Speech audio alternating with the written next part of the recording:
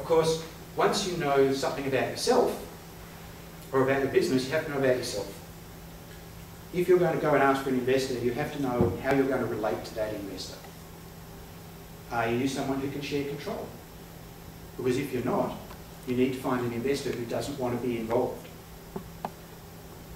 If you are, or if you're someone who needs support, or if you're working alone and you want the moral support or the actual smart brains, then you need to find an investor who does want to be involved. And we'll come back to that a little bit later about how involved. If you are trying to build a rapid, high-growth venture, then you must be comfortable with living in a world of constant change. You planned everything carefully, you started to execute, and the world is different now. You'll do something different. The biggest lesson about a business plan is not the plan, it's the planning. The process of planning, the process of thinking about all the scenarios, all the details, all the possibilities. That's what prepares you really well for a business. So if you're not particularly good at writing it all up, sure, get someone else to do it for you. But don't get someone else to actually conceive it for you. Because if you haven't done the work of actually conceiving the business, planning the business, considering the options, you're not well prepared and you don't really know what you're doing. If you're not good at writing it up, get someone else to do it, fine. But do the actual work. And so when you come to this rapid change in context, what it means is that the world changes and suddenly you find yourself in a place different to the one you expected, but there's a good chance that you thought about it during the planning process. So you can actually recognise it and say, we decided not to go down this path for these reasons, but now we find ourselves standing on the doorstep, so let's reconsider. But we know what the path is, we know what our concerns were, we're prepared, we can react quickly and we can make an informed decision.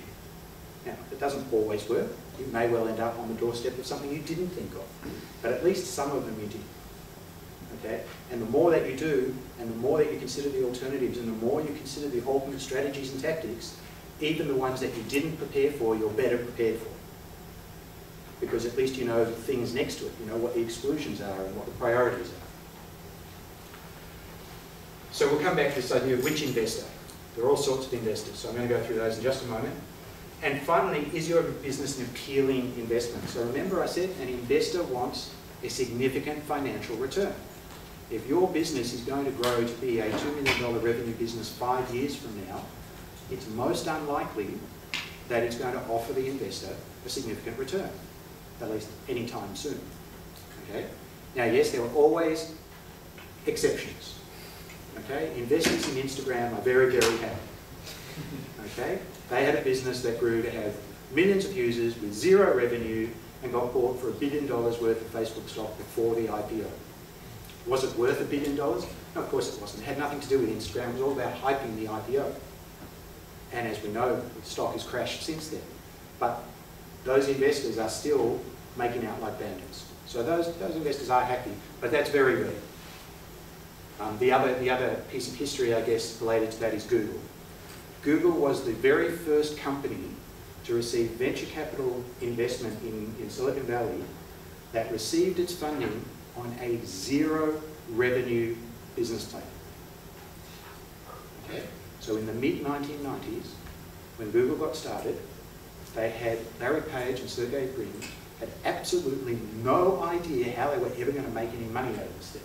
All they knew is that search had to be important, and they had a better way to do search than all the search companies of the day. How many here have ever heard of Alta Vista? Wow. Okay. So they were the search king. They were the biggest search company on the planet when Google got started. I'm surprised that you've heard of them. Maybe it's in a case study or something. But because they barely exist now. But Google took over the market and started making lots and lots of money. But it took them a long time to figure it out. So they were actually in business for like 5 years when the dot-com bubble started to hit. And they started to be the big hero, and then everybody else rushed in and said, oh, look at them, they're an overnight success. Most overnight successes are 10 to 15 years in the making. In the internet world, maybe it's 5 to 10 years in the making. Okay? Very few overnight successes are genuinely overnight. And a good test would be, and this is always hard to do, But a good test is for you to be able to step back from your own presentation, your own story, your own proposition, and just say to yourself, if somebody I knew or somebody I didn't know walked in the door and offered me this thing, and I had the money, would I invest in this? Would I look at it and go, now, I know that's really hard, so you probably try and do that with somebody else. Family, friends, classmates, right? But don't be afraid to test your story. It's a lot better to test your story with a friendly audience before you get in front of the people you really want to convince. By the way, the people you really want to convince are investors, are suppliers, are potential staff, and are customers. So you have a lot of people to tell this story to, and they're pretty much all looking for the same thing. So getting the story right with all these elements is a big part. And I do say story because it is often a narrative.